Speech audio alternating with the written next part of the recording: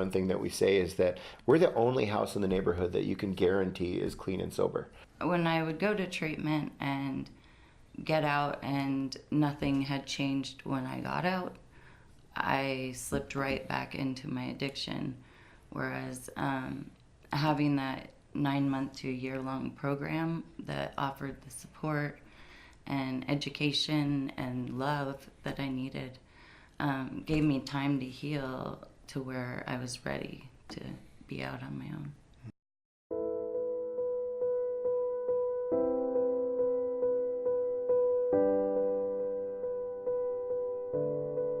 Hi, I'm John Bowie and you're watching Engage. In this week's episode we're going to be looking at housing and recovering. So imagine you go into hospital and have a major operation, a heart transplant or your appendix removed, something like that, and they take you straight from the operating theatre out into the car park. Well, that's kind of what happens with people when they go through treatment. Quite often they go from treatment and are expected to just assimilate themselves back in the outside world, and that's just not really practical. So joining me today are Alan and Kendra, both involved in housing for recovery. Alan, Kendra, hi, welcome. Could you just start off by introducing yourself, telling us a bit about yourselves? Sure. I'm Alan Muia. I am the director of New Earth Recovery. We run 3 recovery homes here in the Skagit Valley of Washington State. Okay.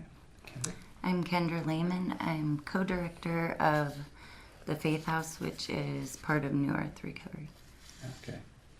Alan, first of all, how did you get involved in doing this? Well, my wife and I years ago were chaplains in the Skagit County Jail, and we during that time started to notice a pattern which was pretty prevalent. We noticed that the people in the jail, almost without exception, were there for some sort of drug or alcohol related reason. So addiction was a major factor in their presence there. And we also noticed that people kept coming back over and over again, despite their best efforts and despite a real, just an obvious desire not to repeat those patterns in their story. And but because when they left jail, they didn't have a place to go. They didn't have a way to do things differently despite their desire to do so. They didn't have the right environment, and so we really became frustrated at that pattern and said somebody has got to create something here locally that would give folks who really wanted to do something differently a chance to do so. So that was almost 8 years ago now, and we started fundraising and we created our first recovery residence called Faith House, and that was for women. We opened that in the summer of 2011.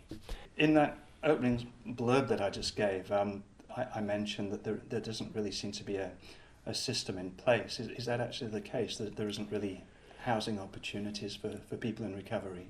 There is a basic network. I wouldn't even call it a network. There are a number of places out there that would call themselves recovery residences of some sort, but they're few and far between, and they vary quite a bit in terms of what they have to offer folks. So and some people I think intend to do good work, but don't do a good job in creating the best environment for folks. And some people obviously do much better. There's a whole range. There's also a whole range of needs that people have, depending on the severity of their substance use disorder or the amount of trauma they've had in their lives, or a co-occurring mental health disorder. A lot of factors that would impact which kind of environment would be the best for them. So, but I think your statement is fair, that there are not a lot of options. So if somebody can find a place, they may not be able to find the place that's the best fit for them. Kendra, can I just ask you a couple of questions, because you actually went in as a resident of one of the homes, is that correct? Yes, I did. What were the expectations when you finished treatment? How did you find out about this? Actually found out from a friend of mine. She kept telling me, you need to go to the Faith House, you need to go to the Faith House. And at the time, I don't feel like I was ready, so it took a little bit before I decided to enter the program. Yeah. And coming out of treatment and going just straight back into the regular world out there, that was an experience for you? Yeah, I did that a handful of times and it wasn't very successful. Mm-hmm. So your recollection of what it had been like before and how your experiences were going into kind of like a secondary care in a way, I guess, did it made much of a difference? Yeah, so when I would go to treatment and get out and nothing had changed when I got out, I slipped right back into my addiction.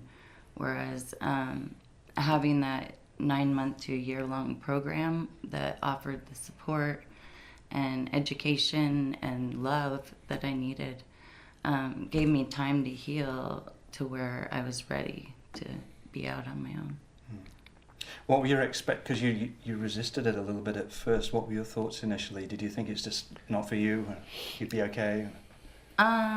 No, it was more that I have children and it was really hard to leave them, but I needed to make the choice in order to have them in the long run. Yeah. So how did that work out? It worked well. I mean, my mom took care of my daughter and my son's dad had him, and then now we're back together as a family. Yeah. Okay. Alan, as far as I guess one of the biggest issues about homes is, I guess recovery homes in particular, is that it's a great idea, but I don't really want it in my neighborhood. Is that something that you've come across? We have, we had one tough experience with that a while back where we were contemplating moving into a neighborhood, and some neighbors heard about it, didn't have a lot of context about what we were trying to do, and put up enough resistance where we had some other options, and we decided to pursue those other options. It just felt like it was we didn't feel welcome in that neighborhood, and certainly that's up to the neighbors to decide, but we really believe they missed out on having a great set of neighbors who were actively involved in the community and want to do good and actually do a great job of taking care of their yard and all of that. So we think that it was their loss, but we did have that.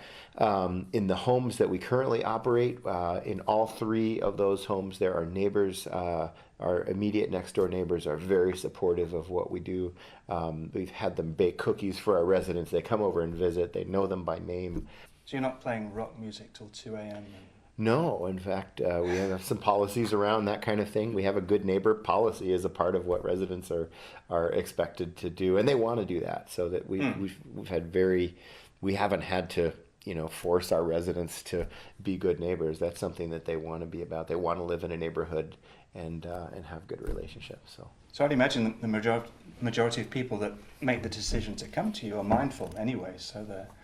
Most of them come from some variety of chaos, and they're pretty happy to leave that chaos behind and kind of settle in. And when they see neighbors and get to know them and so on, it's a very human experience, and there's nothing to be ashamed of, and people they're proud of their environment, and they want to be known for doing good work. When we have had conversations with neighbors or about this issue, one thing that we say is that we're the only house in the neighborhood that you can guarantee is clean and sober. And so we find that that's a helpful thing to kind of break the ice a little bit, and then it opens up a conversation around what are the expectations of residents, and we're able to say, yeah, that's absolutely an expectation that there are no illicit drugs or alcohol on the premises, and if somebody comes to a premises under the influence for any reason, which is very rare, by the way, we have a protocol to work with that and to help that person get the help they need, but to remove them from the immediate environment. Sure. Okay. Kendra, could you just talk through the structure of the house that you supervise? What goes on there? What the yeah. So there's a handful of requirements. We have curfew at 10, and that's 7 days a week. There's certain meetings that we attend. We start our day around the table, the whole house, at 8 o'clock, and do a devotion. Let's see. We have relapse prevention program that we go through that deals with heart healing. Random UAs. What am I forgetting? So basically, it's quite structured, but they go out to work, or they study, or they look for work. pretty much left to do most of their own thing during the day, but there's a kind of a structure that begins and ends the day.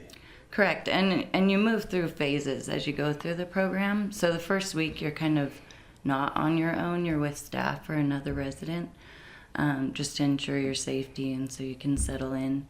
And then phase 1 is the first month, and we kind of discourage working at that point just so that you can get settled in and adjust and get to know the other residents.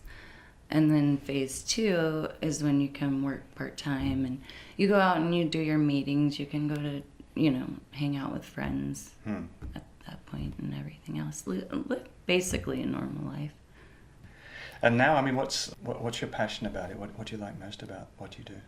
Oh my gosh, I love the ladies. I mean, to add on to the neighbor thing, like addicts in recovery tend to be really good people.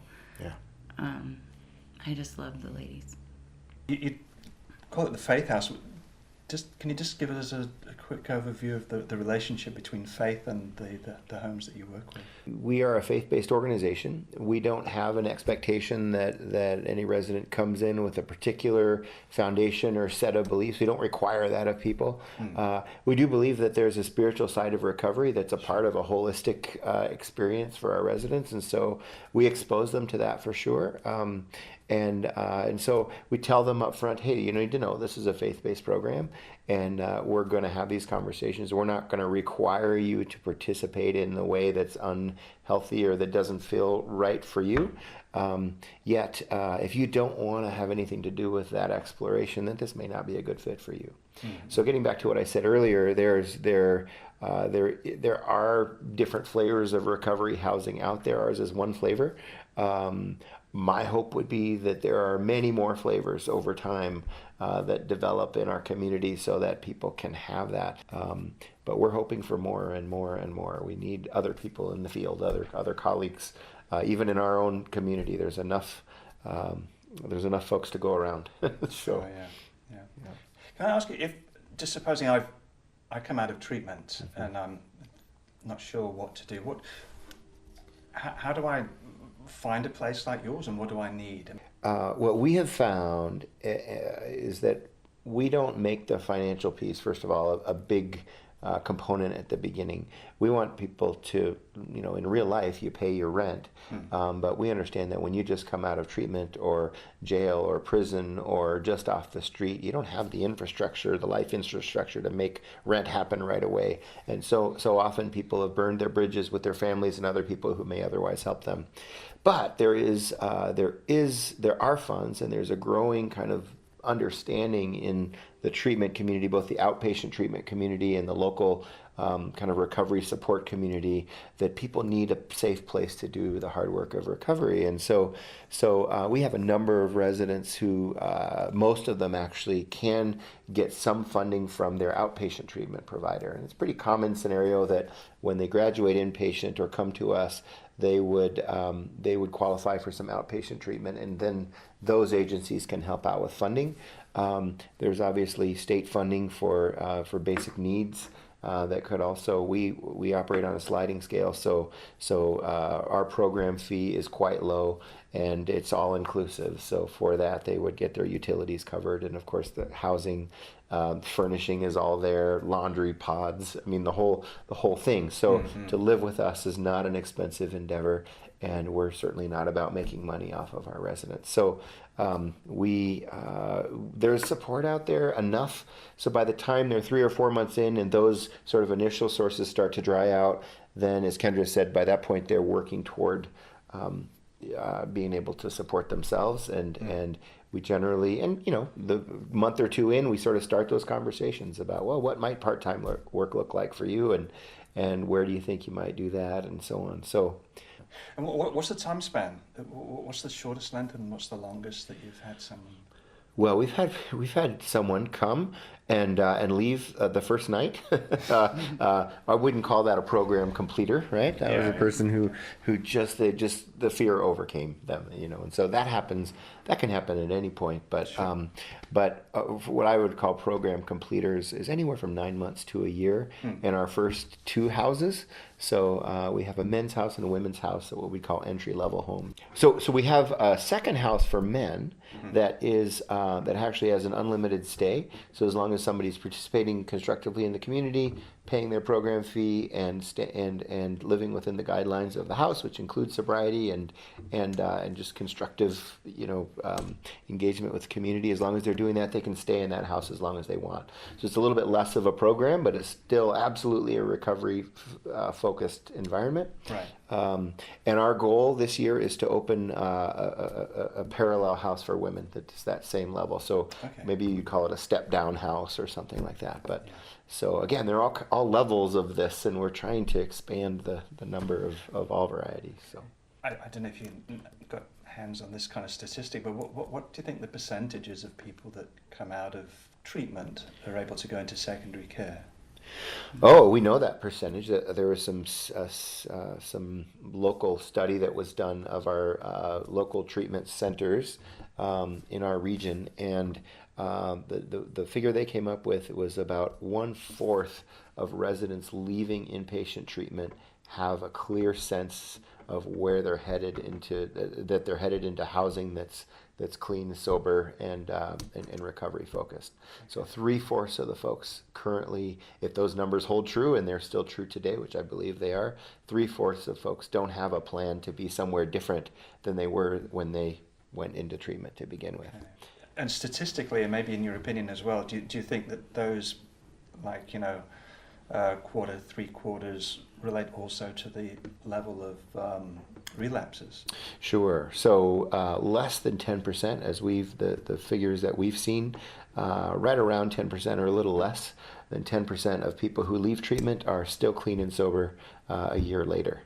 And so there's absolutely a correlation between kind of that housing component, their ability to find the next right place, and their ability to stay in recovery and do the things they need to do to organize their life in that direction. Okay. So if your heart and your compassion isn't in this, maybe your wallet could be, and the public could actually understand that there's a dollars and cents reason for doing this. Sure.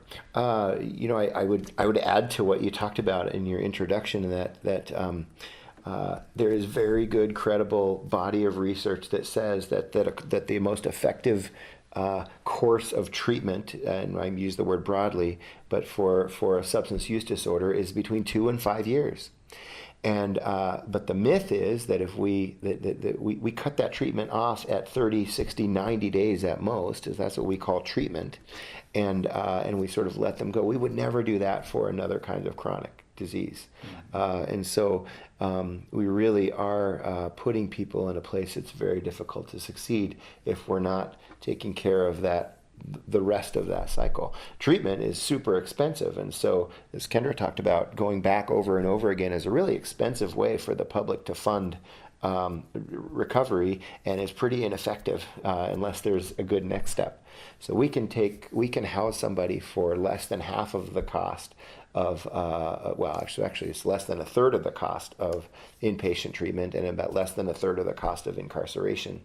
Those two modalities are kind of the most common ways that we're dealing with substance use disorder now in our society. So we're turning away on average probably 2 to 3 people a week. Really? 2 pretty solidly, and in some weeks 3 people. And so it's hard to do that. It's a really hard place to be in. Yeah. So for the future, what's on your wish list? Boy, a couple things. One is our next house, which again we hope is our second women's house, which would be a step-down house for our own graduates as well as other people who have a little more recovery capital. The next thing is we're a part of a statewide organization called the Washington Alliance for Quality Recovery Residences, which is a whole other conversation, but that group is very interested in certifying recovery homes like ours and creating a directory that would be statewide, that referral sources and parents and people who are looking for recovery housing could go and have a level of trust that when they're referring to someone on that list, that it's going to be a good, healthy, safe place. And so we are, our staff is invested in that. One of our staff members is an inspector. He goes around and actually works in that certification process. And a couple of us are just involved in the leadership of that organization. And so we're just highly committed to expanding the tent and getting other people in the game as much as we can to really increase the amount and the quality of what's going on out there in recovery housing. Great, thanks. Kendra, how do you see the future? Are you kind of in this for the long haul? You enjoy this work? I am, and I'm super hopeful for the graduate house or the next level house for the women. Yeah. Yeah. Great, It's thanks. needed. Well, thanks for joining us on Engage. I appreciate it. Thanks. Thank you, John. Thank you.